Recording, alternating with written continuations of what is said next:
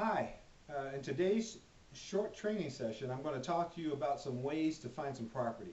One of the reasons that I want to do this is because, as you know, what we do is we find real estate, really good deals for our clients. And so I'm going to give you a list of terms that I want you to use when you're looking for real estate on the internet and you're doing searches. I'm also going to give you in this short video some websites where you can do searches and try and locate property. I'm going to ask you to write these down, these terms down, and if you can think of other terms that you can use for searching, then let me know and I'll revise this list. I'm also going to post this list on our web training website so that you can download it if you need it. But here's the whole deal. When you're searching for real estate on the internet, you've got to find a website where there's people that post properties for sale. And then what you want to do is you want to start to search for properties by certain words. Those words are called keywords. Words like handyman special.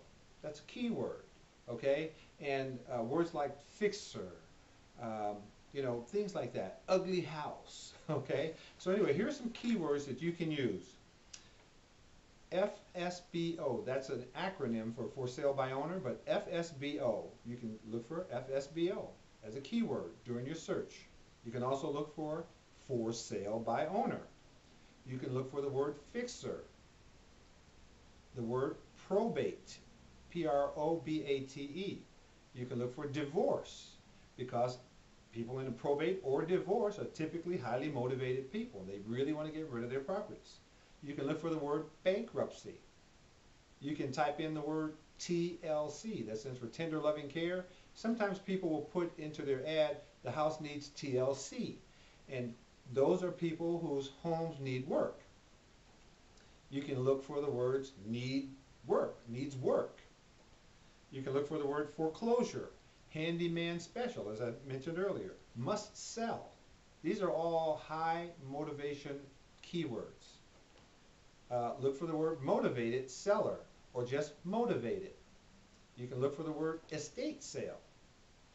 You can look for the word rehab or flip or flipper. Okay, those are the words that I have for you right now. And some of the websites that you should search are Craigslist. In case you don't know the website for Craigslist, it's craigslist.org or craigslist.com. There's also a website called Kijiji, and that's spelled Kijiji.com. That's a website that's owned by eBay, but it's designed to compete with Craigslist. There's also a website called forsalebyowner.com, Fizbo.com, FSBO.com, eBay.com, Zillow, Zillow, it's like a willow tree but with a Z at the front, Zillow.com. By the way, Zillow.com is also a website for determining what a property's value is. So if you have a property and you need to know what that property might be worth today, you can actually look it up on Zillow. FastRealestate.net is another website. Realtor.com, Realtor.com. FSBOadvertisingservice.com, FSBOadvertisingservice.com. Those are some websites that we've come up with that you can use in your search for real estate. Now, if you find a property on those websites that sounds like it's pretty good, let's say, for example, you find something that says handyman special in San Diego. Before you call me about that property and before you do any research on that property, confirm that it is still available. Some of these ads will have a phone number in them, but most of the ads will not have a phone number. Most of the ads are just going to have an email address. You'll need to write to the person that posted the ad to ask if the property is still available. They'll write you back or they'll call you back, and once they do, then at that point you'll know that it's okay to call me, and then I'll show you what to do next with that property. I'll show you how to research it, how to determine if it's a good deal or not.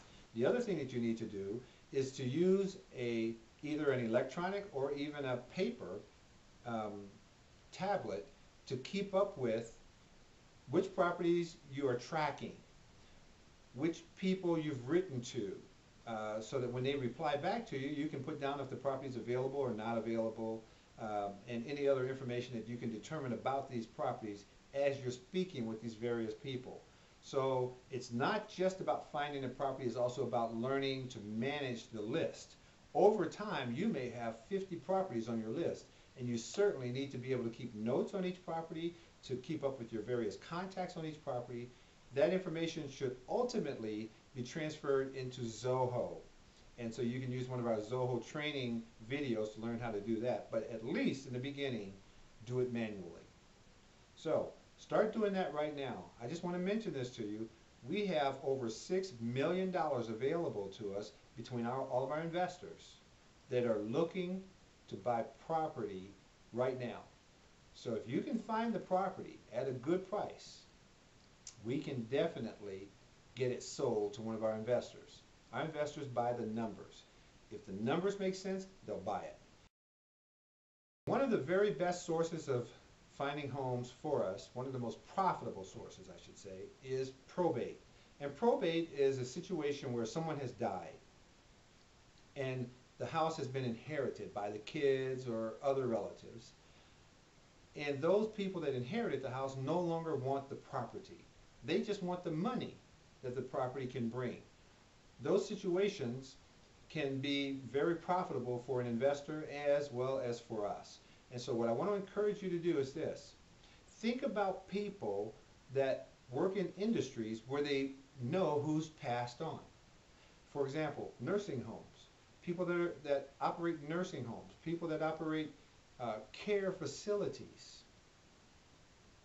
People that operate funeral parlors and so forth. They know when someone dies. So if you happen to know people in those types of industries, people maybe in hospitals, if you happen to know people in those types of industries, start thinking about ways that you can approach those people and persuade them to pass your name on if someone dies. You know, maybe a postcard or some other sort of mailer that you can send out to those, that you can actually give to those individuals that you know, to say, hey, if you hear about someone that dies and they own real estate and they may want to sell that real estate, please give them my number. And what I would suggest to you is this: we can actually pay them a little referral fee, you know, anywhere from $300 to $500 just for passing your information on if we make a deal out of a lead that they bring to the table. Okay? So keep that in mind, and happy house hunting.